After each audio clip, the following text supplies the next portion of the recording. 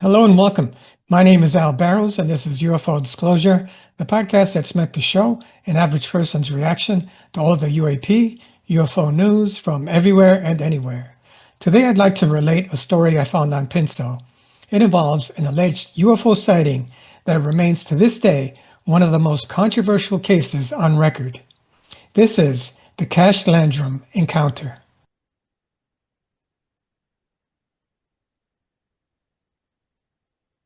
On the Monday evening of December the 29th, 1980, 51-year-old Betty Cash, 57-year-old Vicki Landrum, and Vicki's 7-year-old grandson, Colby Landrum, were returning home to Dayton, Texas after a bingo game. Betty was driving her Oldsmobile south on State Farm Road 1485 through the East Texas Piney Woods area, which is about 15 miles from Dayton, Texas, on the outskirts of Houston, Texas. At around 9 p.m., while driving on the isolated two-lane road in these dense woods, they noticed a light above some trees. As they were driving, the light would disappear from behind the trees and then reappear again moments later. None of the occupants in the car thought much of it, but only a few minutes later, they would spot that same light again, this time much closer and even brighter. In fact, the object was hovering so close to the ground that if the car had kept going, they would have gone right under it, which Vicki noticed, and then screamed at Betty to stop the car. Betty Cash would hit the brakes, which made Vicki Landrum lurch forward and brace herself against the dash. As she pulled her hand back, she saw that her handprint had become embedded in the dash, which had softened from the intense heat. All three of them then got out of the car to look at this strange object. The object was a huge diamond-shaped craft that was hovering close to the ground, expelling flame and emitting significant heat. It also emitted irregular but constant shrill beeps that hurt everyone's ears. And the light was so strong that it hurt their eyes. Colby was absolutely terrified, and he would pull at his grandmother, urging her to get back into the car. The pair would then return to the car, and Vicki did her best to comfort her grandson. As Christian women, both Betty Cash and Vicki Landrum immediately interpreted this as some sort of a religious experience. Betty would later say that she thought it was the end of times, and Vicki would later say that she interpreted the object as a sign of the second coming, telling her grandson that he did not need to be afraid, as that's Jesus, and he wouldn't hurt them. While Vicki and Colby got back into the car, Betty remained outside the car. Betty even walked towards the front of the car and stood there for 5 minutes, trying to get a better look at this strange craft. The heat that was emitted by the strange craft would get so intense that Betty soon felt like she was burning from the inside out, so she decided to retreat to the car. But when she reached the door handle, she immediately had to pull her hand away because the heat from the craft had made the door handle so hot that she could not touch it with her bare hand. So using her coat to protect her hand, she then tried the door handle again. This time, she was able to open it, and she got back into the car. Everyone inside the car was now truly terrified, and Betty found herself wondering if they would make it out of there alive. She briefly considered turning the car around, but decided against it. The road that they were on was very narrow, and it had recently rained, causing a lot of mud, so Betty was concerned that if she tried to turn the car around, they would get stuck in the mud. Not only that, but the car had stopped, and she found herself unable to start it again, almost as if the craft had shorted out the car somehow. With the car not starting and everyone frozen in fear, the trio would remain stuck in the car on that road for about 20 minutes. As they watched the object, it then ascended over the treetops. They then noticed that a group of helicopters seemed to surround this object. Young Colby would count around 23 of these helicopters. Both Betty and Vicki assumed that these helicopters had to be military, and later they would identify them as Chinooks. It then looked like this diamond-shaped craft tilted on its side and departed slowly to the south towards Galveston Bay. With the craft now gone, Betty found that she was able to start her car again. For a time, on their journey home, they could still see the craft and the helicopters to their right. Betty would later remark that it appeared like these helicopters were either trying to help the object or to hem it in. During the drive home, the group would then be startled by the radio, which suddenly came back to life. The radio had been on the entire time, but had been quiet during the 20 minutes that the group had been observing that strange craft. So it turns out this was only the beginning of their ordeal. Both Betty and Vicky would then have some strange medical conditions. Specifically, Betty would have the worst symptoms of all. So here's a picture of them. Betty Cash on the right, Vicky Landrum on the left with her grandson Colby. So after they returned home that evening, all of them reportedly had experienced similar symptoms. All three of them experienced unquenchable thirst and became ill with headaches, stomach aches, and vomiting, nausea, and even diarrhea. They also would suffer symptoms such as diminished eyesight and even hair loss. Their skin was extremely sensitive, as if all of them had been badly sunburned. Vicky would also suffer severe cataract in one eye. And her grandson Colby would also suffer symptoms of post-traumatic stress, which included nightmares and overreactions to seemingly innocent events. Possibly because she had spent the most time outside the car, Betty Cash is the one who suffered the worst symptoms.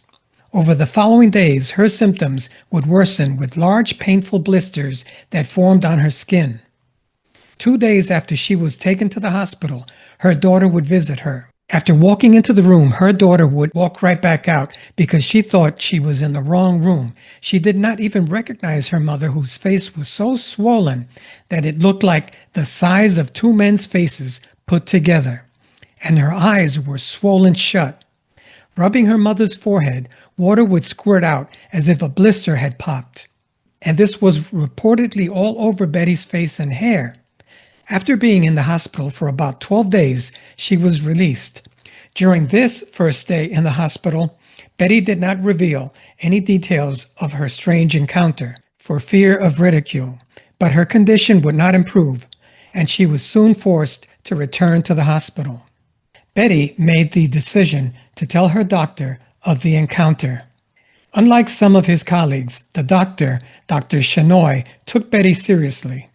A dermatologist would later remark that Betty Cash was suffering from radiation exposure, and a radiologist who examined the witnesses' medical records for MUFON wrote that they had strong evidence that Betty Cash and Vicky Landrum had suffered secondary damage due to ionizing radiation.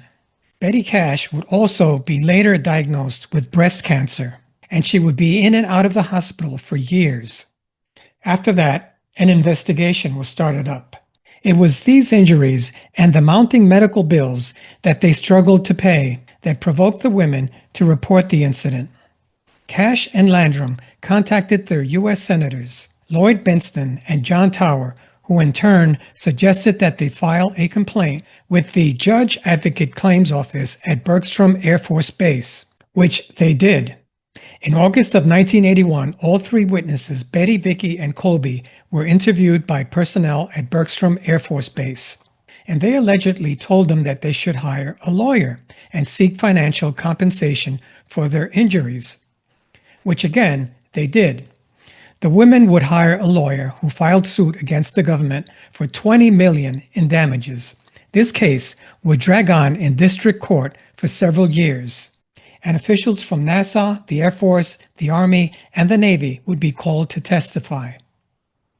But as they could not prove that the Chinook helicopters they had seen were in fact associated with the U.S. federal government, and military officials testifying that the United States Armed Forces did not have a craft resembled the one described, the case would be dismissed by a U.S. District Court judge on August 21, 1986.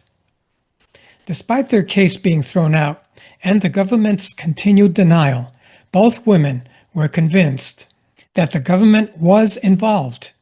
This was largely due to the Chinooks that they had spotted at the scene. They would later do interviews where they expressed anger at the government for not taking responsibility for this incident. One of those interviews was on the 1989 U.S. television show UFO Cover-Up Live, hosted by Mike Farrell. And on that show, their conviction that the government was in fact involved was confirmed by an anonymous source who said that this craft was alien in origin but was being piloted by the military. In 1982, Lieutenant Colonel George Saran began the only thorough government investigation. Other witnesses would also come forward and mention the presence of an unusually large number of helicopters at the same time that Vicky and Betty and Colby had their encounter. One such witness was Dayton police officer Detective Lamar Walker and his wife, who claimed that they had seen around 12 Chinook-type helicopters near the same area and at roughly the same time as the Cash-Landrum event. However, none of the other witnesses would report seeing the strange diamond-shaped craft. The Chinook helicopters being present at the scene led to most of the witnesses presuming that at least one branch of the United States Armed Forces witnessed the object, or, like Betty believed, were either escorting it or pursuing it. However, the government denied this, and Saran was not able to find any evidence that the helicopters that the witnesses claimed to have seen even belonged to the U.S. Armed Forces. In the end, his report was inconclusive, but he did write that Betty Cash and Vicky Landrum were credible witnesses, and that there was no perception that anyone was trying to exaggerate the truth. So to this day, it's still unclear what Vicky, Betty, and Colby saw on the evening of December the 29th, 1980. The case itself has been the subject of much discussion within the UFO community, and while there are skeptics, there are also many that do believe. The believers seem to be split into two groups. One group believes that the craft itself was alien, and the second group believes that the government was behind whatever craft Vicky, Colby, and Betty saw that evening.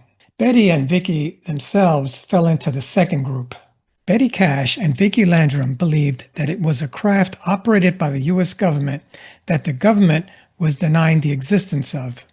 So Betty Cash was diagnosed with breast cancer, and she would be in and out of the hospital for years, until she passed away 18 years later at the age of 69 on December the 29th, 1998. Vicky Landrum passed away on September the 12th, 2007 at the age of 83. She, however, never gave up her search for answers and what happened that evening. As for Colby, he had faced ridicule over the years since the incident, not to mention the mental toll that the incident took on him. But like his grandmother, all he wants is answers. My name is Al Barrows. This has been UFO Disclosure. Please remember to like, share, and subscribe. Thanks.